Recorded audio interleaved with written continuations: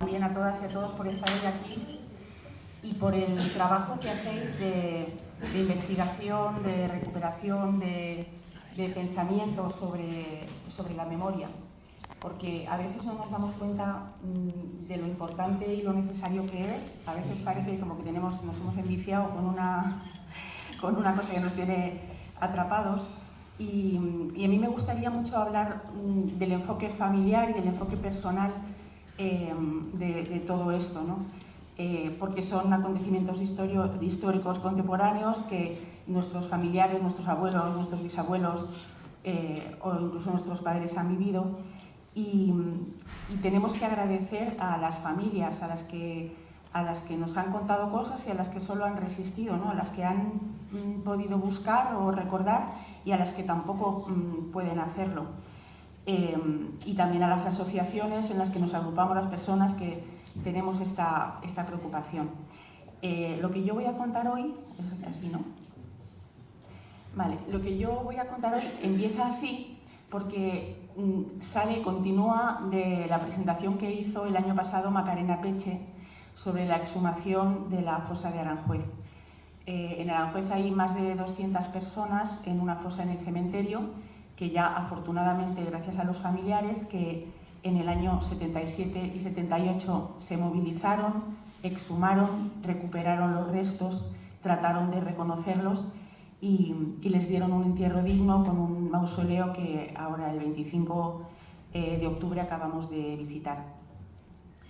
Y entonces en esa exhumación puede que haya más familiares míos de los que yo creo, porque cuando he empezado a investigar la historia de Fernando, que era el hermano pequeño de mi abuela, he descubierto todo otro montón de cosas de las que no tenía ni idea y que merecía la pena saber, por lo que veréis también hacia el final. Las fuentes familiares son documentos muy valiosos. A veces son solamente fuentes orales, lo que decía mi madre de su madre, lo que decía mi madre de su abuela. Y otras veces son pequeños documentos que podemos vincular o investigar o reflexionar para entender mejor cómo conectan con nuestras vidas o cómo conectan con los acontecimientos que vivieron esas personas.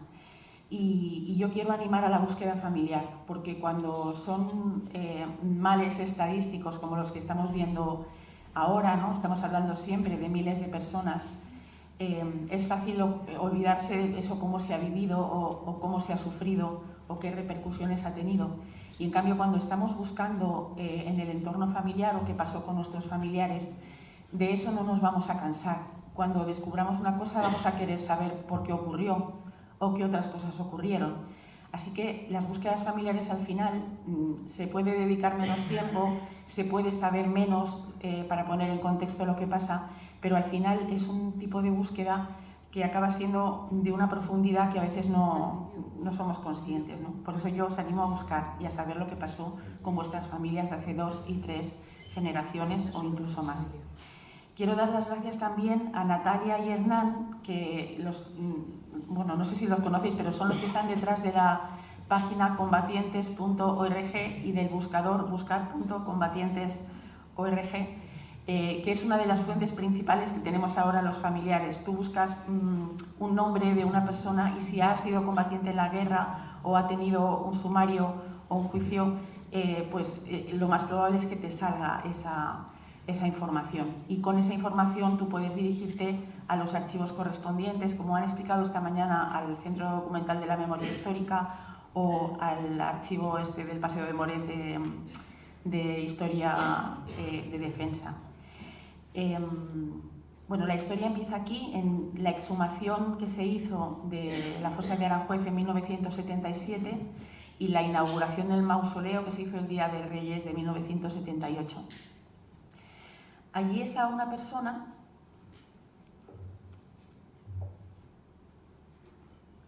no sé a dónde le tengo que apuntar, pero no quiere. Ya está, ya está. Ahí, ahora sí. Fenomenal. Os presento a la tía Luisa. Es mi tía abuela, la hermana mayor, bueno, la hermana mediana de Fernando, la hermana mayor era mi abuela. Y Luisa estaba allí, ¿no? Y en nuestra familia es Luisa la que, por una parte, ha transmitido muy poquito, pero algo de esa memoria de su hermano, y también la que ha conservado unos documentos, unas cartas que estaban en casa de sus padres, de su madre, que luego tuvo ella durante muchísimos años sin enseñárnoslos a nadie, que yo sepa, que luego encontró su hijo, Luis, y que luego el hijo de Luis encontró también, y sí, él sí tuvo oportunidad de preguntarle a su padre. Así que digamos que una de las hermanas de Fernando, que es Luisa, recuperó y mantuvo la memoria de su hermano. Y esta es la otra hermana, la mayor, que se llama Paca y es mi abuela. Y la niña se llama Luisi y está por aquí. Y esta foto está tomada en Madrid, en la zona del sur de Madrid, en el año 1938, a finales o principios de 1939. Oficialmente es la primera foto de mi madre, pero yo ahora no sé si esta foto es la primera o la segunda, porque en el año 2009 encontramos esta foto en esos documentos que tenía la tía Luisa, que tenía su hijo Luis y luego mi primo Luis. Y aquí está Paca con Fernando, que es su hermano, que era combatiente y en algún momento de descanso de la guerra se encuentra con su hermana en Madrid y conoce a su sobrina Luisi, que ya tiene unos cuantos meses. Esta foto es muy emocionante y veis en ella también la foto, o sea, la sombra de mi abuelo Domingo, que siempre hacía las fotos así. Con el Cuando mi abuelo Domingo ha hecho una foto, está con ese sello, aunque no se vea. Esta foto es un poco un misterio porque no sabíamos pues, en qué momento estaba Fernando ahí en la guerra. Solo tenemos esa foto de Fernando y esta otra. Las dos están vinculadas, como habéis visto antes, pues con su abrigo de uniforme y aquí vestido así. La gente que lo conoció decía que era una persona muy amable, que tenía mucho sentido del humor, que era muy buena persona, que él estudiaba y trabajaba y ayudaba a aprender a leer y a escribir o a hacer las tareas a los niños de su barrio. Cuando estalla la guerra civil, Fernando se va como miles de jóvenes de Aranjuez como voluntario y cuando termina la guerra él vuelve a recuperar supuestamente su trabajo y en poco tiempo hay una versión de que él se presenta y otra de que lo van a buscar, le hacen una denuncia infundada, pero lo terminan asesinando. Una de las cosas que es muy útil cuando estáis investigando una historia familiar es que normalmente la gente no se acuerda ni de las fechas ni de los hechos. En la foto esta, por ejemplo, en la que estaba Fernando, pues había gente de la familia que creía que era de 1936, pero no podía ser porque Luisi había nacido y Luisi ha nacido en 1938 a finales, ¿no? Entonces, una cosa muy importante es, digamos, los hechos principales, tenerlos en una cronología en la que podáis ver, luego comparar cuando os van contando cosas, con qué podéis vincularlo, o si una cosa fue antes y otra después, pues por lo menos tener eso claro, ¿no? Porque vamos a tener muy poquitos hilitos de los que tirar y es muy importante la poca información que tengamos poder ubicarla. Estos son algunos de los hitos de la historia de Fernando. Sabemos que estuvo en la 32 Brigada Mixta y que antes de eso estuvo en un batallón que se llamaba Juventud Campesina, que era de la JSU, de todas las milicias juveniles unificadas.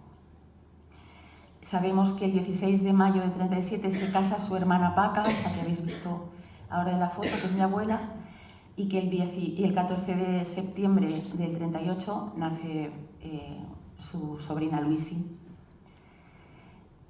La brigada donde estuvo Fernando, el año pasado he estado investigando todo lo que he podido sobre la Brigada 32, es una brigada que no paró, estuvo en un montón de frentes de batalla y estuvo propuesta para la laureada de Madrid por su heroísmo en la batalla del Brunete.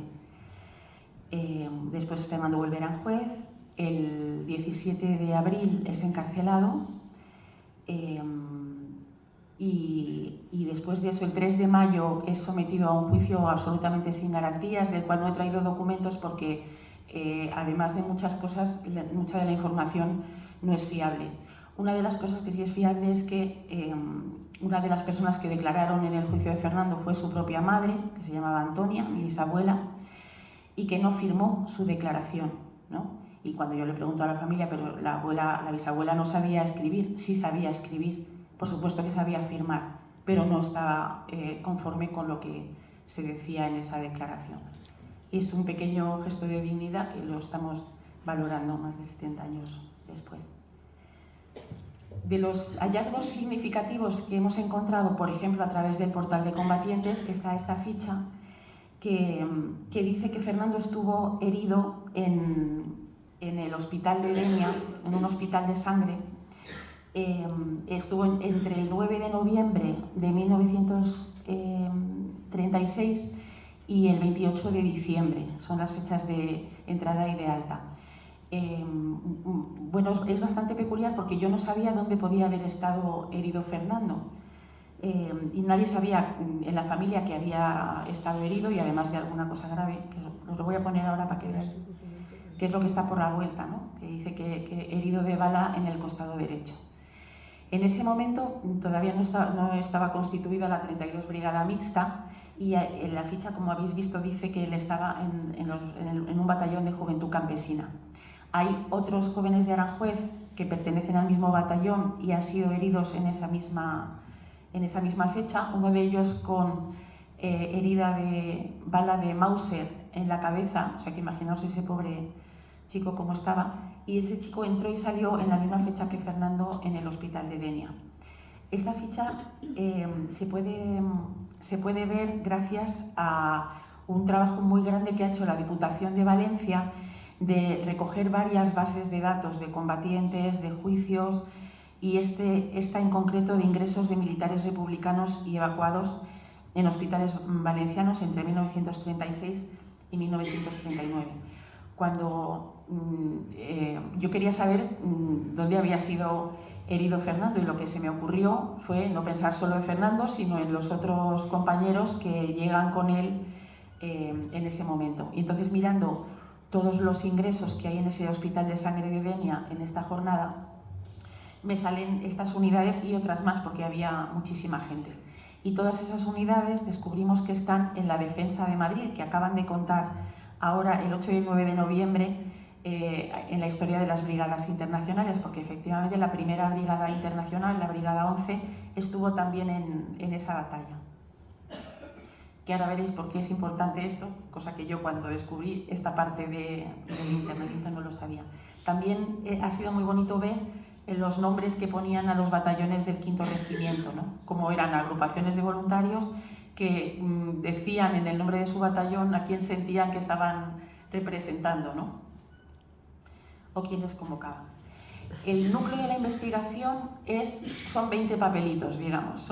Es un grupo de cartas familiares que pasa en ese legado de Luis a su hijo Luis y ahora a mi primo Luis, que es un pilar fundamental en esta investigación. Es el que no solo tiene esto, sino que ha conseguido la mayor parte de los otros documentos.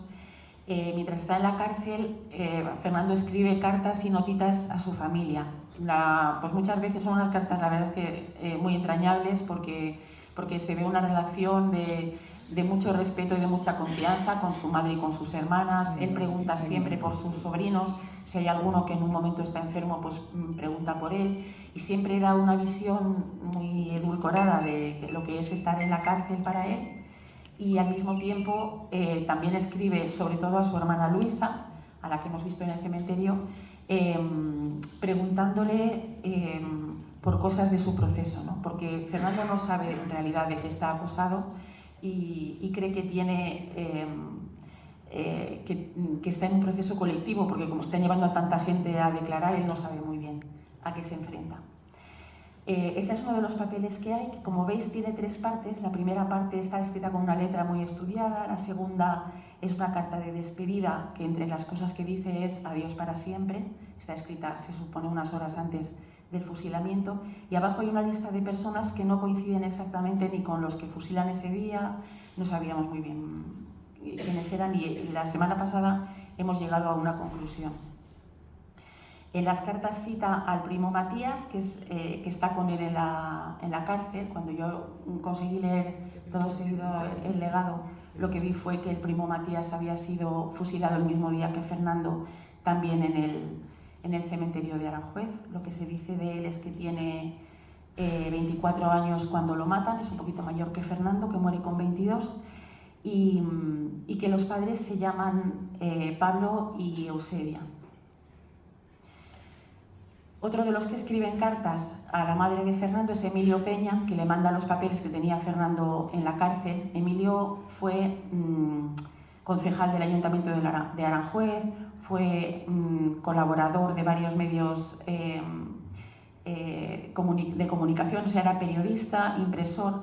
Fue un poco niño prodigio porque ganó un concurso de escribir, lo hemos descubierto hace poco, el día 11. Y Emilio también es una víctima del franquismo, pero no está asesinado en Aranjuez, sino en Madrid en el año 1940, que es en febrero de 1940, que era una cosa rara, ¿no? Porque si estaba en la cárcel con Fernando y estaba condenado a muerte igual. Bueno, hace 2 semanas contaron los compañeros de la Casa Negra de Aranjuez en un paseo que hicieron que Emilio y otro compañero, después de escribir esta carta a la madre de Fernando, al día siguiente se fugan de la cárcel de Aranjuez, del convento de San Pascual. Por eso luego a Emilio lo vuelven a coger y lo matan en Madrid. Es una historia súper emocionante que bueno, pues haría falta más tiempo para contarla, ¿no? Pero esta es la única foto que he conseguido de Emilio, que también me la ha conseguido Pepe Martín de la Casa Negra de Aranjuez, que es un filón, que es el que tiene el lápiz en la oreja, para que sepamos que es él el que escribe y el que está en un artículo de una revista que se llama Combate, que editaban en Aranjuez los compañeros. Y luego hay otra carta de 1943 a la madre de Fernando, firmada solo así, por Valentín. Entonces yo cuando vi esto, bueno, no hay ningún Valentín en la lista de asesinados de Aranjuez, ni tampoco en el que sean de Aranjuez y que estén en Madrid. Así que como Valentín le dice a la madre de Fernando que espera salir de la cárcel muy pronto, pues yo a partir de marzo del 43 empiezo a leerme todos los boletines oficiales que dicen las liberaciones de los presos y bueno, encuentro bastantes Valentines que han sido liberados de la cárcel de Aranjuez, me empiezo a encariñar con algunos de ellos que no son y finalmente, por una carambola buscando otra cosa, encuentro a Valentín, que es uno de estos, no sé cuál. Si alguien lo conoce, por favor, que me lo diga, que me hace mucha ilusión saberlo. Descubrimos que Valentín Gallego García era compañero de trabajo de Fernando y eran amigos, supongo que compañeros del colegio, pero amigos desde pequeños. Y Valentín es uno de los muchos jóvenes que se presentan a unas pruebas que hace el Gobierno de la República para ser aviadores. Y va, en el año 37, va a la Unión Soviética, al Cáucaso, a un sitio que se llamaba Kirovabad en ese momento, que ahora se llama de otra manera, y se entrena para ser piloto de caza. Y vuelve a la guerra en enero del 38, es nombrado sargento, eso lo sabemos por un boletín oficial, y es piloto de caza al final de la guerra civil, piloto de caza de la República. También sabemos por la Asociación de Aviadores, que se llama ADAR, de Aviadores de la República, que Valentín en el año 79 estaba viviendo en Aranjuez. Es decir, que salió de la cárcel en algún momento, que no sé cuál es, porque ese boletín todavía no lo he encontrado y lo tengo que seguir buscando, y en algún momento volvió a vivir en Aranjuez. ¿Vale? Cuando ya estaba terminando en alto la investigación, porque me parecía precioso lo del aviador, amigo de Fernando, y ya no se me ocurría nada más que investigar, a muchas de las asociaciones de memoria os estarán llegando cartas o mails o llamadas de personas que están buscando a sus familiares. Por favor, hacedles caso, porque hace mucha falta.